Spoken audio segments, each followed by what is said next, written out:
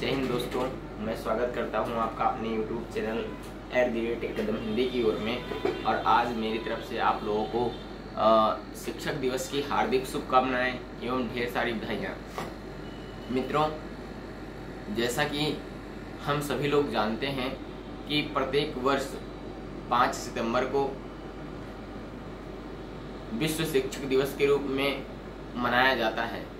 इसके पीछे की जो कहानी है, इसके पीछे का जो उद्देश्य है मनाने का, ये क्यों मनाया जाता है, तो इसके बारे में सभी लोग जानते हैं कि हमारे देश के एक महान शिक्षक डॉक्टर सर्वपल्ली राधाकृष्णन जी के जन्मदिन के शुभ अवसर पर ये मनाया जाता है।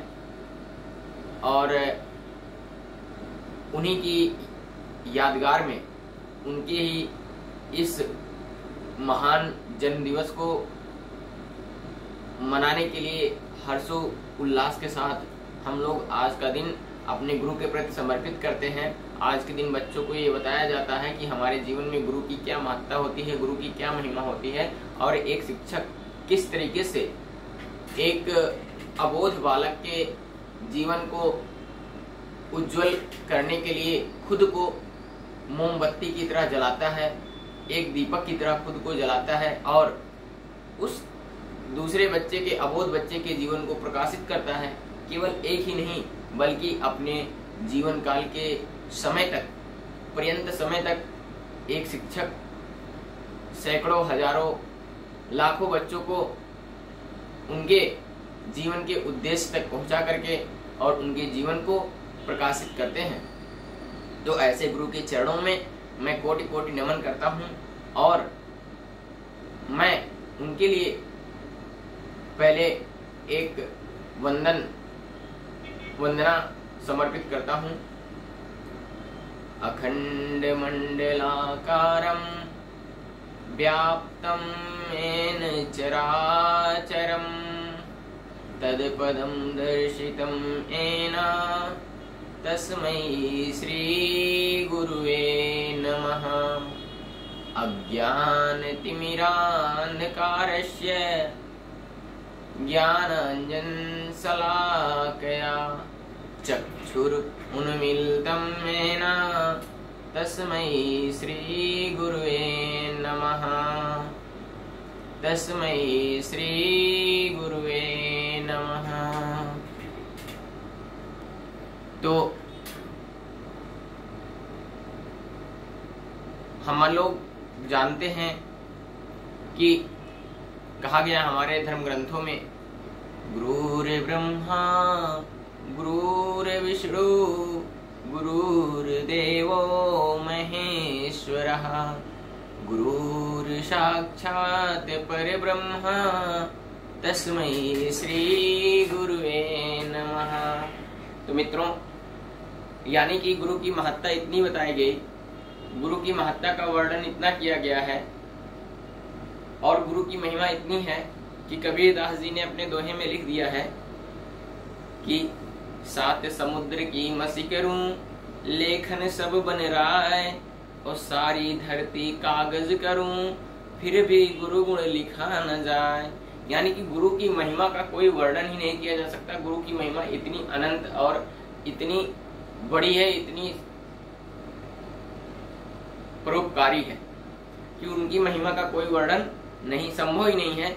फिर भी अपने छोटे शब्दों में मतलब कुछ ना कुछ तो करना ही है, गुरु की महिमा बताना ही है, ताकि लोगों को समझ में आए कि हमारे जीवन में गुरु का महत्व क्या होता है। इसके लिए उन्होंने जो कुछ हो सका उन्होंने लिखा। उन्होंने कहा है कि बलिहारी गुरु आपने देवहाड़ी के बार और जिन मानिस्ते देवता करत न लागे बार कि, और गुरु की महिमा का वर्णन तो सभी धर्म ग्रंथों ने किया, सभी महापुरुषों ने किया, जितने भी लोग आए उन्होंने गुरु की महिमा का वर्णन किया है।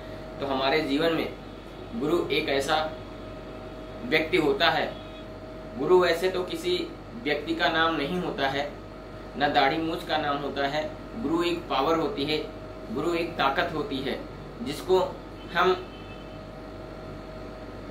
महसूस करते हैं और शरीर में होने के नाते उनको हम देख भी सकते हैं।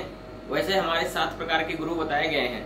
हम लोगों के जीवन काल में हमारे धार्मिक ग्रंथों में 7 प्रकार के गुरु उल्लेखित किए गए हैं। प्रथम गुरु है पिता और माता, जो है रक्त बीज के दाता। यानी कि पहले गुरु कौन होते हैं? पहले गुरु वे होते हैं हमारे माता पिता, जिनके कारण हम इस दुनिया में, इस शरीर में आते हैं। दूसर गुरु भई वह दाई, जो गर्भवास की मैल छुड़ाई। दूसरी गुरु कौन होते हैं? दूसरे गुरु वे होती है, वो दाई होती है, जो बच्चा पैदा होने के बाद बच्चे की साफ सफाई करती है, बच्चे की अच्छे से देखभाल करती है। वो दाई गुरु, दूसरा गुरु, उसको दर्जा दिया गया है।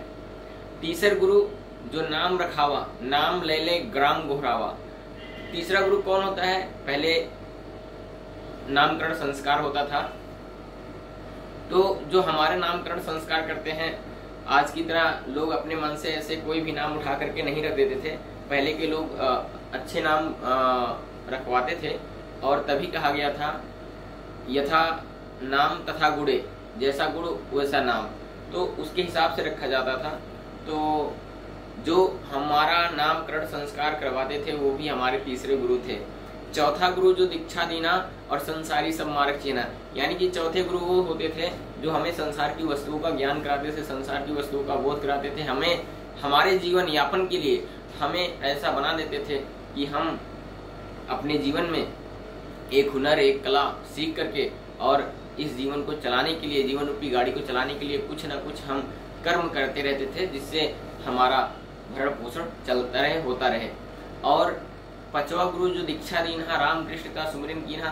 पांचवे गुरु वे होते हैं जो बताते हैं कि भाई देखो, ये संसार ही सब कुछ नहीं है, ये एक दिन नष्ट हो जाने वाला है। यहाँ की जितनी भी चीजें आप देख रहे हो, ये आपके साथ जाने वाली नहीं। यानी कि जैसे ये शरीर आपका खत्म हुआ, उसी प्रकार से उसी समय ये सारा खेला यही खत्म हो जाएगा, इस दुनिया का यही दुनिया में धर रह जाएगा। तो उन्होंने कहा थोड़ी देर राम नाम का जप करो। तो हमारे वे पांचवे गुरु जो दीक्षा दीना, राम कृष्ण का सुमिरन कीना। छठवा गुरु जो सब भ्रम तोड़ा और ओंकार से नाता जोड़ा। छठवें गुरु ने बताया कि ठीक है राम कृष्ण हैं, लेकिन उनके भी आगे कुछ है, उनके भी आगे कोई है, तो पर ब्रह्म है।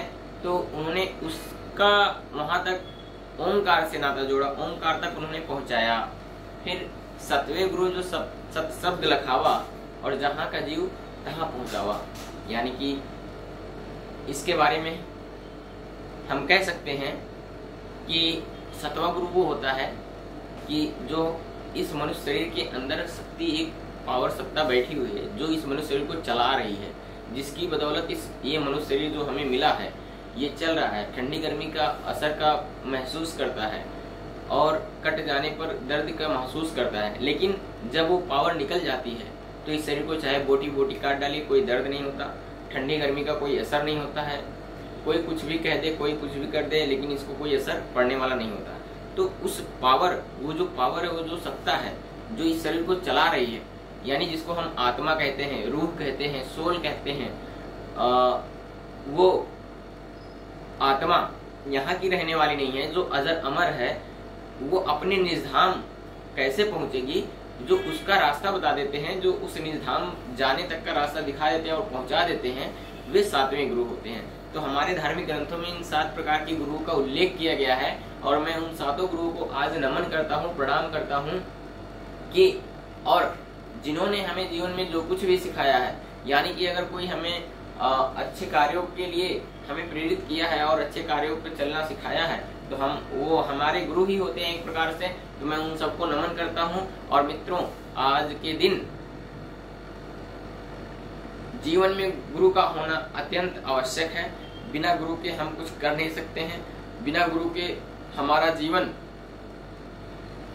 कैसे लगता है, जैसे आप 56 प्रकार का व्यंजन बना करके किसी के सामने रख दो, लेकिन अगर उसमें नमक ना डालो तो जिस प्रकार से वो व्यंजन लगेगा, उसी प्रकार से हमारा मनुष्य जीवन भी बिना गुरु के स्वादहीन हो जाता है। हमारे जीवन का कोई मतलब नहीं रहता है। इसीलिए इस मृत्यु लोक का ये विधान है, ये नियम है कि जो इस मृत्यु लोक में आया, जो इस संसार में आया, उसको गुरु बनाना पड़ता है, गुरु करना पड़ता है। और ये सातों गुरु जो होते हैं, जिनके सातों गुरु हो जाते हैं, वो धन्य लोग होते हैं। और हालांकि गुरु तो होते हैं, लेकिन इसी में आध्यात्मिक गुरु भी हो जाते हैं और संसारिक गुरु भी हो जाते हैं। तो सभी गुरुओं को मेरा प्रणाम है और आप लोगों से भी निवेदन है कि आप लोग भी आज के दिन अपने जो गुरु का एक विशेष महत्व दिन है, तो इस दिन लोग अपने गुरु को याद करते हैं। और हालांकि वैसे तो ये हमारे शिक्षक गणों के लिए है, तो मतलब जिन्होंने हमें शिक्षा दिया है और जिन्होंने हमें इस काबिल बनाया है, तो उनके लिए आज एक बार पुनः मैं अपने हृदय से उन सभी का आभार व्यक्त करता हूँ, उन सभी गुरुओं के चरणों में नतमस्तक होता हूँ। और इसी के साथ मैं अपनी वाणी को विराम देता हूँ। धन्यवाद मित्रों, फिर मिलते हैं अगले किसी ऐसे ही वीडियो में। अगर वीडियो ये अच्छी लगी हो आपको और ये गुरु के ऊपर मैंने किंचित मात्र थोड़ा सा एक धूल के कण के बराबर भी मैंने कुछ नहीं बताया है, मतलब ये तो एक अंश है हल्का सा। तो अगर ये आपको अच्छा लगा हो तो वीडियो को लाइक शेयर सब्सक्राइब जरूर करिएगा। धन्यवाद।